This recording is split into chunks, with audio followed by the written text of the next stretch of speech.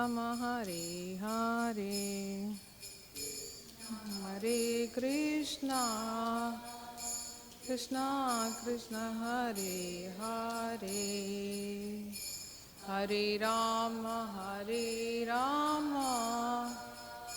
Ram Ram Hare Hare.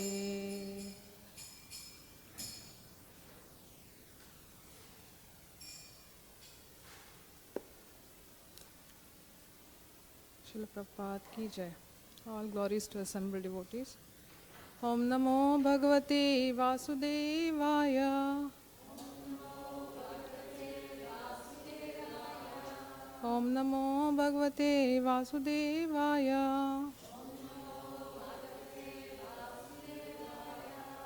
Om Namo Bhagavate Vasudevaya.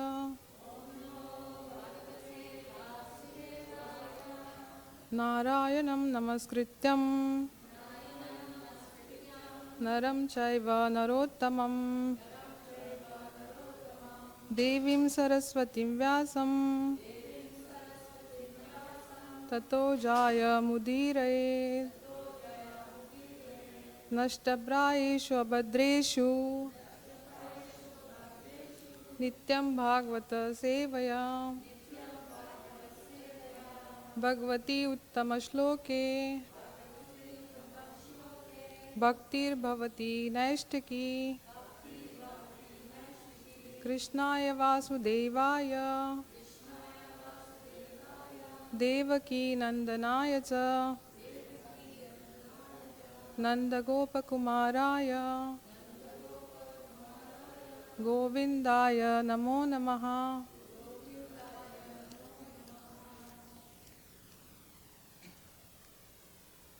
Today we are reading from Canto 3, Chapter 29, entitled Explanation of Devotional Service. So today I am going to read text number 10.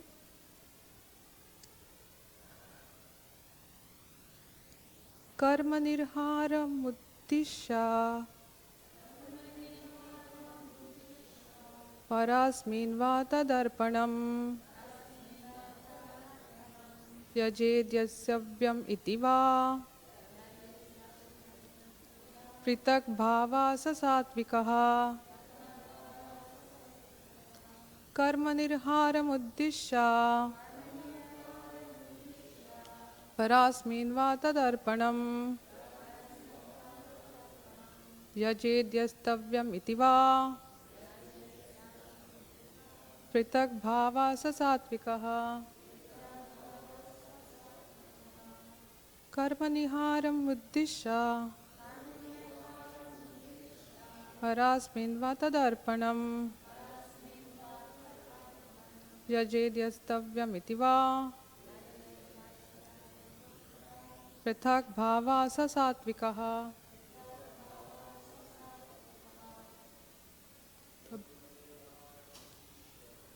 Karma nirhara uddisha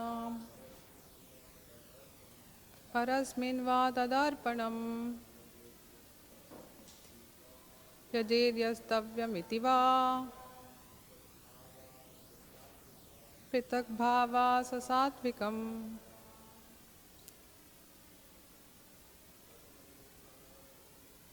Karma nirharam uddisha parasmin va tadarpanam yajedyastavyam iti va pritak bhava sasatvikah. Karma nirharam uddisha parasmin tadarpanam yajedyastavyam iti va pritak bhava sasatvikah. Mataji. Karma niharam uddisha parasmin va tadarpanam yajedyastavyam iti va pritak bhava sasatvikah. कर्मनिर्हारमुद्दिश्य परस्मिन् वा तदार्पणम् यजेद्यस्तव्यमिति वा पृथग्भावा स सात्विकः।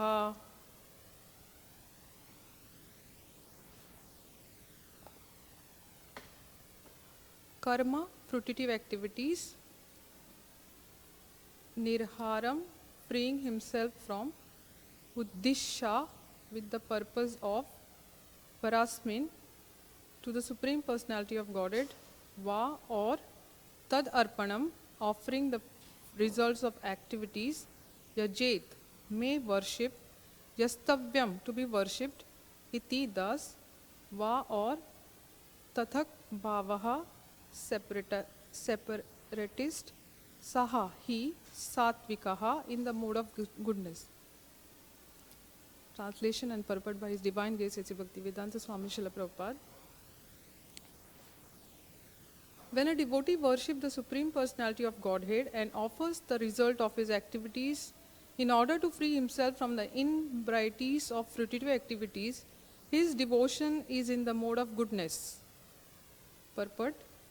The Brahmanas, Kshatriyas, Vaishyas and Shudras, along with the Brahmacharis, Grahasthas, Vanaprasthas and Sannyasis, are the members of the 8 divisions of Varna and Ashrama, and they have their respective duties to perform for the satisfaction of Supreme Personality of Godhead. When such activities are performed and the results are offered to the Supreme Lord, they are called karma panam. Duties performed for the satisfaction of the Lord.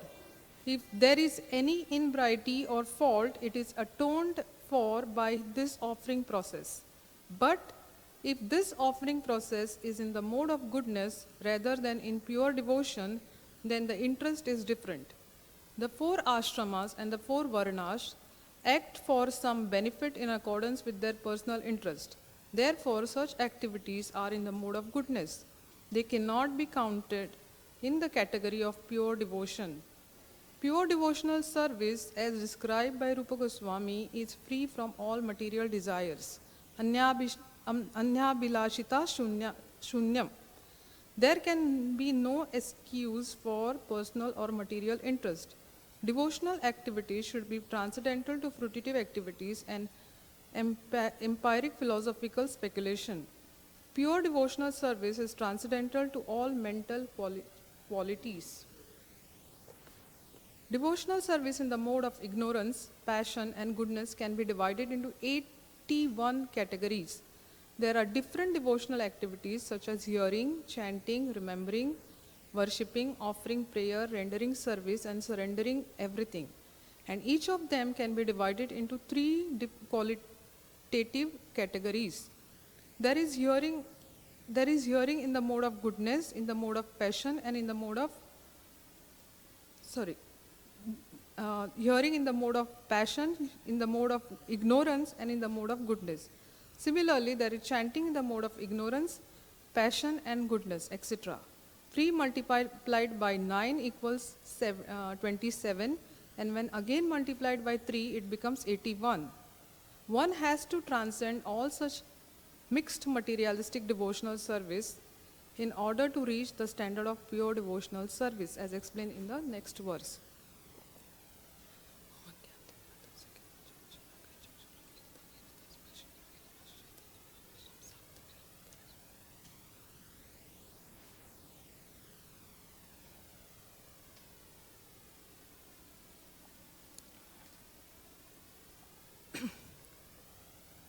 Thank you for assembling for this Srimad Bhagavatam class. I need your blessings for saying something on this verse. In fact, from the last time, I think I feel I've become a little more greedy from last Bhagavatam class, thinking that there are 2 reasons for my greediness. One thing is like, it gives me so much, like when I talk to senior devotees, I get so much blessings because doing service, they are always pleased. This is one reason I've become greedy. And the second reason is, like when we have to prepare for the class, we also have to study at the back. We have to study so much. and that gives so much bliss, like knowledge is bliss, right? Satchidananda. So it gives so much bliss when you try to study those things. At least for me, I am like till the last minute, I have to do something. I will not approach the knowledge easily. Just I have to give it or produce it somewhere, then I am forced to do it. But still, it is bliss. So knowledge is a bliss for me. And thanks for this opportunity to, say something. So today's shloka is basically like this is Kapila Dev's explanation to Devahuti, his mother.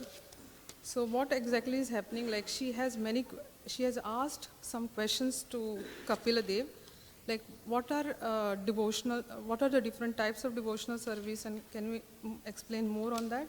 So that question is answered here by Kapila Dev. So shloka 8 to 10 describe different devotional service in different modes. So the today's shloka, what we have taken, speaks about devotional service in the mode of goodness.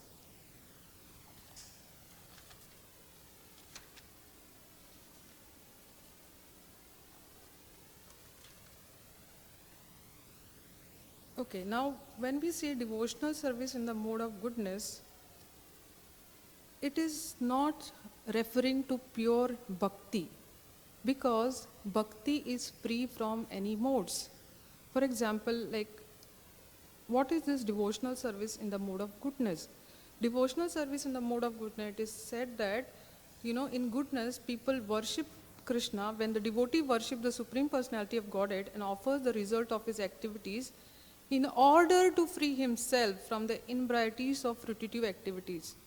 So if the goal is to free himself from the improprieties of fruitive activities, to get liberation, to free himself from material desires, or that is not pure devotional service. Pure devotional service should be free from any desires. But here, if the desire is liberation or desire to get something after, if you do something for someone, we always ask a question, what is there in for me? Like, if you do something for others, we always ask the question back, what I will get from this? So if you have that question, then that is not a pure devotional service. Because Rupa Goswami says that pure devotional service should be without any desire. Anya abhilashita shunyam, zero desire. Shunyam meaning zero. So no other desires.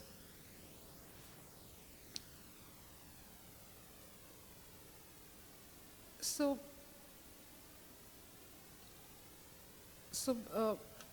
if we want liberation, then as I said, it is not pure devotional service.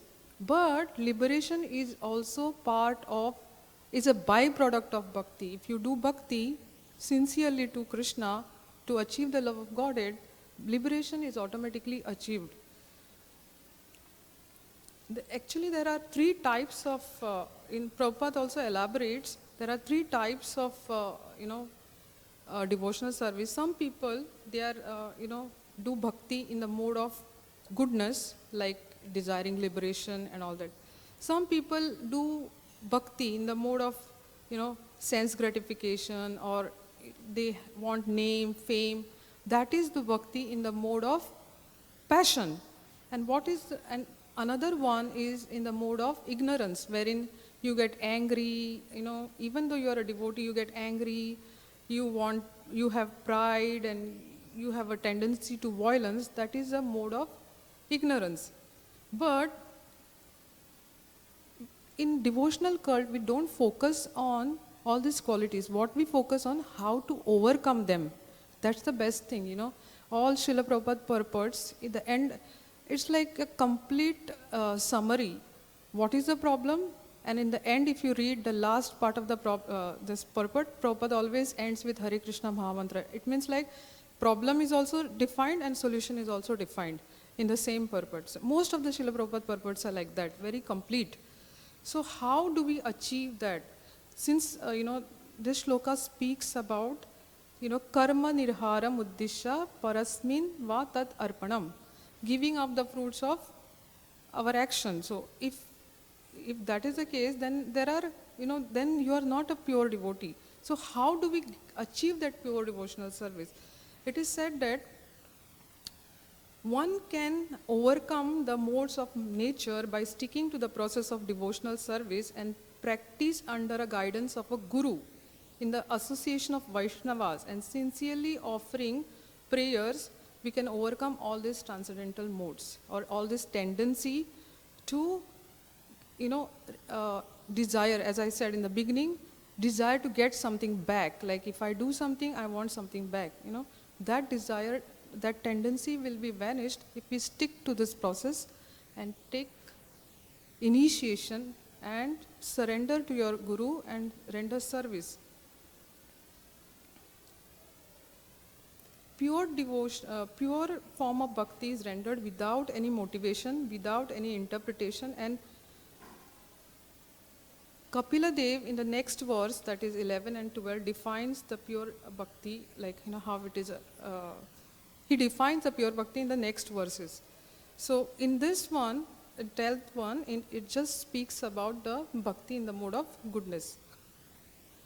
So we have just now said that, Anya Abhilashita Shunyam. So who are the examples of Anya Abhilashita Shunyam? Gopis are the best example of Anya Abhilashita Shunyam, and among them is Radharani, right? So we know that many times we have heard that Radharani used to go in man, like she used to get angry with Krishna. So why she used to go become angry with Krishna? It's very nicely explained, Radharani. It is said that Rukmini Devi cannot go in man, because if Rukmini Devi goes in man, then Krishna will say, I don't want you, I'll go back to Radharani or I'll go back to Vrindavan. But, with Radharani, Krishna cannot say that, because he don't have any place to go other than Radharani. So Radharani can be in man, she can get angry with Krishna. And why is the reason why she is getting angry? It is very nicely explained in some shlokas, wherein like the parrots of Radharani tells Radharani that today Krishna is, they tell every moment of Krishna. So they are telling Radharani, oh, Krishna is coming, Krishna is coming. And she gets very excited. And after some time, she says that Krishna has gone to Chandravali, like that. So she gets very upset about it. And then, in olden days, it is said that, all the princesses and, daughters of king and all that, they used to have their pet. And their pet used to be like a deer with a golden chain, golden looking deer with a chain. And they, wherever the girls are walking or the princesses are walking, the deer used to walk in that direction. So, Radharani is so upset with Krishna, so she chastises him, saying that Karaulika's granddaughters, you are the pet of Karaulika's granddaughter. Now who is Karaulika? The Krishna's, the Gopi, another Gopi, Chandravali. So Chandravali is like a rival to Radharani. So Karaulika is the grandmother of, Chandravali. So Radharani is chastising Krishna by saying that you are like the pet, you are like the deer, you are walking wherever Chandravali is taking you, like that. So Krishna says that chastisement, what Radharani and the gopis are doing for him, it is more pleasing to his heart than Purusha Shukta prayers. Even that is not compared to that chastisement what Radharani is doing to him, because Radharani is, they are not thinking about themselves. They are not even want something from Krishna. What they want is only Krishna. Like, Vaidika Bhakti or any other Bhakti which is defined here, we need something from Krishna. We need liberation. We need, get rid of desire. Something we want. But here, Radharani and the gopis, they want only Krishna. So she's chastising Krishna that you are like the deer, where Chandravali is taking you all around, like that. So that is very interesting. And they are always in the mood of separation. You know, Radharani is always in the mood of separation from Krishna. And like it is said that, you know, Krishna also kind of enjoys that mode of, you know, what Radharani, pure bhakti. Krishna is said that he gives himself to those devotees who is, you know, want him. So that is also called as Braja Bhava, or the highest form of Braja Bhava is Madhurya Bhava. Today also happened to be the disappearance day of Ishvara Puri. Now, when I was trying to read about Ishvara Puri, something was not making sense to me. So I was like, what is missing? So then I started reading about Madhvendra Puri, then it started making sense to me. So we know that Madhvendra Puri is the Acharya who brought that Viraha Bhav, or, you know, love of Vrindavan, or love of Brajavasis in this Gaudiya Sampradaya. Before, people were unaware of that, but it is a big revolution that he, you know, he brought that love of separation of gopis to all the devotees. So he was a great devotee. We all know that Madhvendra Puri was a great devotee of the Lord. For him, Lord even stole the kheer, so that's why Lord is also known as Kheerchor Gopinath. It is said that he was always in the mood of separation. He was always crying for Krishna. If he sees the cloud outside, he used to remember Krishna. If he hears anybody chanting the holy name, he used to go in ecstasy, and he used to show thousands of ecstasy symptoms. So he was very dear to Lord Chaitanya Mahaprabhu, very, very dear to Lord Chaitanya Mahaprabhu. In fact, one time I think he came in Madhvendra Puri Prabhu's dream and told that, I will take initiation in your lineage. Because there's a very nice shloka that where Lord says that, you know, that Radharani's prem, or the bhava what they had, I have not given to this world for one day of Brahma's life. So one day of Brahma's life is many, many, many, many, many years, or crores of years. So I have not given. So when I come as a Sachinandan, or son of Sachidevi, I will distribute that love. To have that love, he should have a guru. And for his guru to have, he should have a guru who has that love. So Madhvendra Puri Prabhu was the one who had that love of separation. And he, Ishvara Puri, is a disciple of Madhvendra Puri. He got that love of separation from his guru, and Chaitanya Mahaprabhu accepted it from him. Before Chaitanya Mahaprabhu accepted initiation, he did not fully exhibit his qualities to, you know, he came here to distribute that love of Godhead, but before that he did not show that symptoms of ecstasy. Only after initiation from Ishvara Puri, he started exhibiting those ecstasy qualities, or, you know, like madness for holy name, or madness for separation of Krishna. It is said that last 12 years, Chaitanya Mahaprabhu lived for 48 years, I believe, in Jagannath Puri, and last few years, from 36 onwards till 48, he was in Gambhira. Gambhira meaning intense, Gambhir, intense. So he was always, you know, crying out for Krishna, always seeking out for love for Krishna, always chanting loudly. He was kind of fully absorbed in that mode of separation. So, and why did he take initiation from Ishvara Puri? Why did he select Ishvara Puri as his guru? That's a very interesting thing to know about. So Ishvara Puri is a disciple of Madhvendra Puri. Madhvendra Puri was a very exalted Vaishnava, very, very exalted Vaishnava. So, and but when Ishvara Puri was always like from his young age, he was always associating with Madhvendra Puri.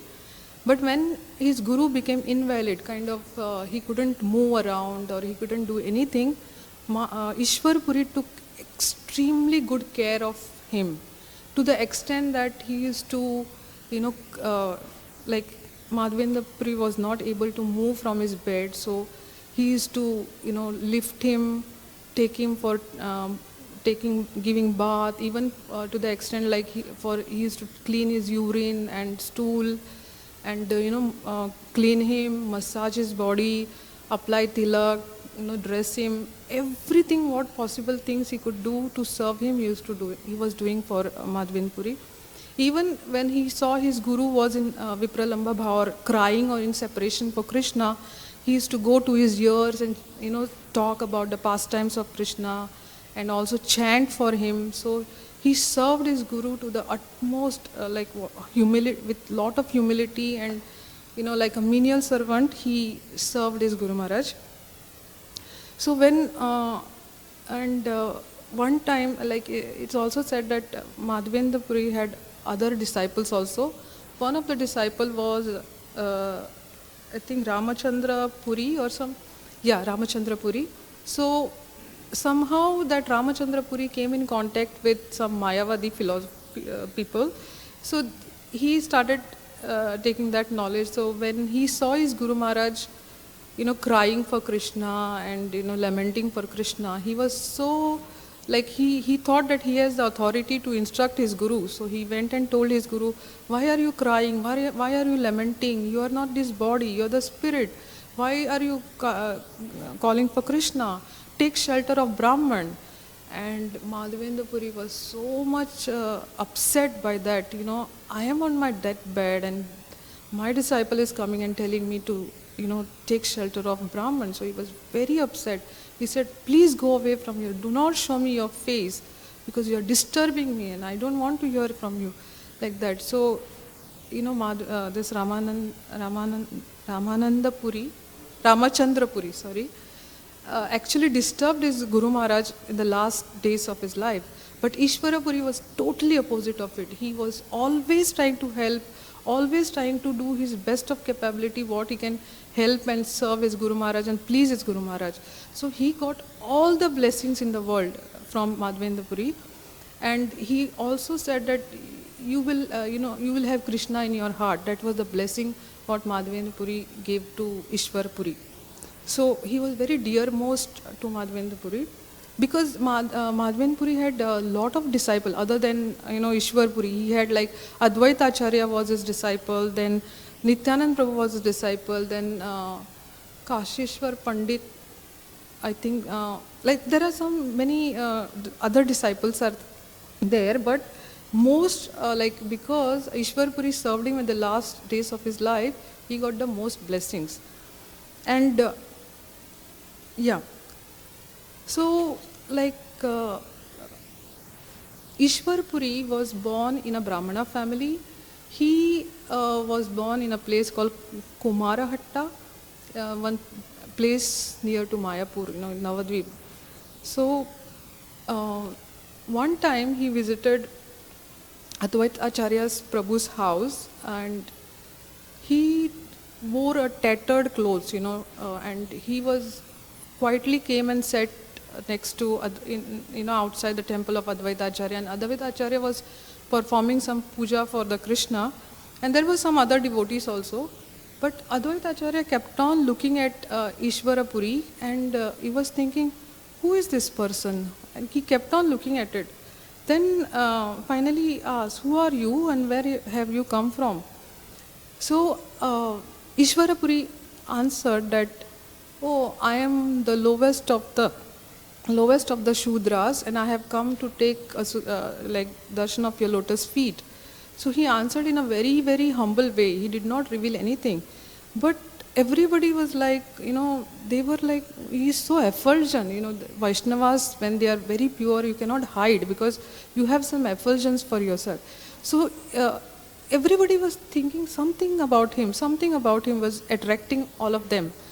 So when Mukundatta started singing and the glories of Krishna, immediately, Ishvara Puri was so much immersed in the holy name that he started showing the symptoms of ecstasy. When he started showing the symptoms of ecstasy, everybody was like shocked, especially Advaita Acharya and, everybody around. They were very shocked, and they're like, oh, then they found out that he is the very famous and disciple of Madhavendra Puri, and in fact Ishwar Puri was very, very scholarly, So they understood that he has come in their association. So they were very, very happy, and they very happily did the Sankirtan. So one time, Ishwar Puri Ishwar Puri started staying in Navadvip for some time. He was put up in Gopinath Acharya's house. He stayed in Navadvip for some time, and then one time he was walking on the banks of Ganges, and after teaching his students, and there he happened to meet Nimai Pandit. And the moment Ishwar Puri saw Nimai Pandit, he was so attracted to his, bodily limbs, like beautiful body, Chaitanya Mahaprabhu had. He was so much attracted. He was like, he immediately, when he saw him, he asked, "Who are you? What is your name? What books are you reading? What are you teaching? Where do you come from? Where do you live?" All this question immediately started asking. Ishwar Puri started asking to Nimai Pandit. And Nimai Pandit's students, at that time, Nimai Pandit was a scholar in Navadvip, and he has his own set of students, and he was teaching the grammar. So all the students immediately replied, "Oh, he is a Nimai Pandit." And then Ishwar Puri, "Oh, you are that great Nimai Pandit." And Chaitanya Mahaprabhu immediately bowed down to him and requested him to come to his house for prasadam. And Ishwar Puri accepted that invitation. He went to his house, and then very nicely Chaitanya Mahaprabhu washed his feet, applied sandalwood on his forehead, and served him Mahaprasad cooked by Sachimata.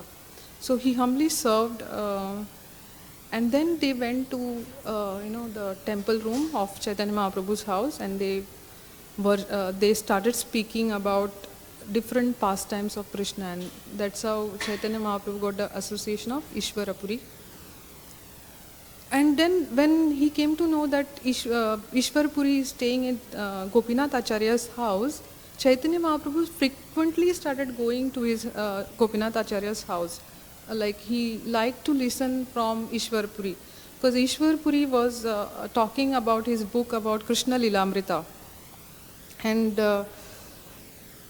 he always used to go there and listen to him, because he liked to listen to him. And one day when Chaitanya Mahaprabhu was there, Ishwar Puri said, "Oh Nimai, you are a great scholar of grammar. Can you edit my book?" And immediately Chaitanya Mahaprabhu felt like, "Oh, you are my pure devotee." Not you, he didn't say you are my pure devotee. You are a pure devotee of Krishna. So whatever you write is very pleasing to Krishna. If anybody find fault in this type of scriptures, that means the fault is within him. There's no fault with the writing of a pure devotee. When he said this to Ishwar Puri felt like a splash of nectar thrown on him, on his face, because he understood that he's glorifying the devotees and glorifying the pure devotional service. So he was very pleased with Nimai Pandit. But he still requested that he insisted that can you please instruct me, or can you correct my book?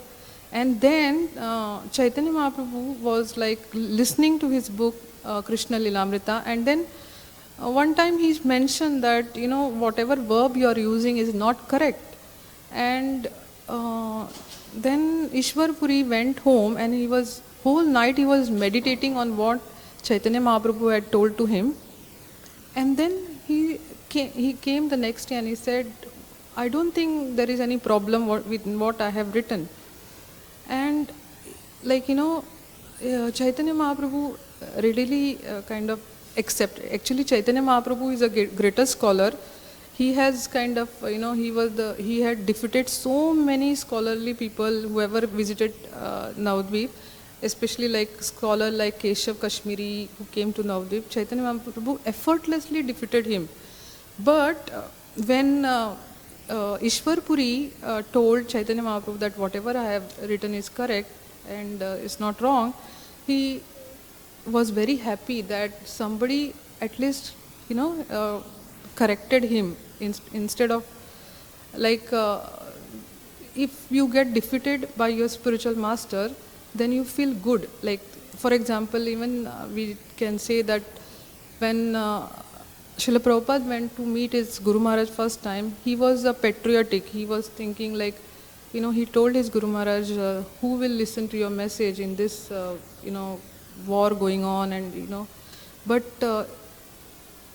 his Guru Maharaj said that this message will not wait for anybody. So he was totally defeated at that time, and he accepted it so happily, and he surrendered his life for his Guru Maharaj. Similarly, when Chaitanya Mahaprabhu was corrected, he felt very happy about it. He did not feel bad, but he felt very, very happy, and he accepted the defeat from his own devotee. So this is one of the pastime of Chaitanya Mahaprabhu and Ishwar Puri. And one time Chaitanya Mahaprabhu had gone to Gaya for his for the Shraddha ceremony for his father and some ancestors. So that time there were some devotees who were inviting everybody to visit the temple of Vishnu. There is the footprints of Vishnu. One temple was there, so everybody. And then Chaitanya Mahaprabhu heard the glories of Vishnu, Lord Krishna, and he was so much in ecstasy. And that was the first time he felt that ecstasy. And he was like, "What is happening to me? What is happening to me?" And then it happened that Ishwar Puri also reached that place at the same time, and then and then Chaitanya Mahaprabhu immediately, offered obeisances and said, "Can you please give me Krishna? Can you please give me Krishna consciousness? I want to experience Krishna," like that. He approached Ishwara Puri and told him that. But Ishwara Puri said that when I don't know, the time I have seen you, I am not able to think of anybody else other than you. It is not possible for me to forget Krishna, but when I have seen you, Ishwar Puri met Chaitanya Mahaprabhu in banks of Ganges. We discussed this just now. So when he saw him, he was saying that I cannot remember anything other than you. My mind is only attracted towards you, and I think you are the Supreme Personality of Godhead Himself. And Chaitanya Mahaprabhu just put his head down and I am grateful to you, these words. But yes, he was very much attracted, Ishwar Puri was very much attracted to Chaitanya Mahaprabhu, and he understood that he is Krishna. So later they performed the Shraddha ceremony and they went. So one time Chaitanya Mahaprabhu was cooking and Ishwara Puri happened to be there at his place. So Chaitanya Mahaprabhu immediately called him inside and offered him prasada. Then Chaitanya Mahaprabhu had only cooked for himself, but then because Ishwar Puri came, because he was very happy that Ishwar Puri came and he invited him. But Ishwar Puri said, "You cooked for yourself, let's share the prasad." He said, "No, I cannot eat, you are my Guru Maharaj. I can cook for myself later, but I want to serve you." So he served him very, very nicely. He fed him prasad with his own hand and, asked him, have more like that. So this is how Chaitanya Mahaprabhu is also teaching us how we should serve our Guru Maharaj. Like, we should be very humble. We should, in the mood of servant of the servant of the servant. So in that mood, Chaitanya Mahaprabhu served Ishwar Puri. Even though he is Krishna himself, even though he is the Supreme Personality of Godhead, he showed by his own example how we should be humble and how we should serve our Guru Maharaj. So one time Chaitanya Mahaprabhu went to a secluded place and met with Ishwar Puri and told him that I want to take initiation from you. Ishwar Puri said that, you are a Supreme Personality of Godhead. My life is for you. I want to give my whole life to you. But then Chaitanya Mahaprabhu insisted that I want Krishna. I want Krishna consciousness from you. Please give me initiation. Then Ishwar Puri agreed. And on the behalf of Madhavendra Puri, that love what he had in his heart, he shared it with Chaitanya Mahaprabhu. He instructed Chaitanya Mahaprabhu that, he gave initiation to him and he said that he told that, go to every town and village and preach about this love of Godhead to everybody in the world.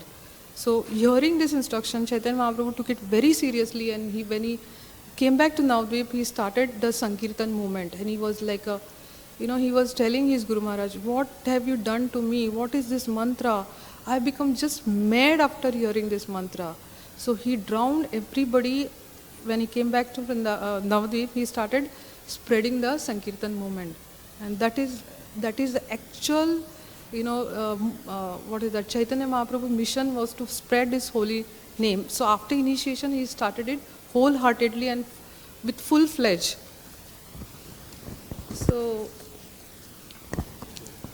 another thing, it is very interesting that one time Chaitanya Mahaprabhu was returning to Navadvip from Gaya, and he passed through Kumaratta, and during that time he stopped at the birthplace of Ishwarapuri, and there he took some dust from the birthplace of Ishwarapuri, and he tied it to his cloth, and he was telling everybody that this is my greatest treasure in life, the dirt from the birthplace of Ishwarapuri.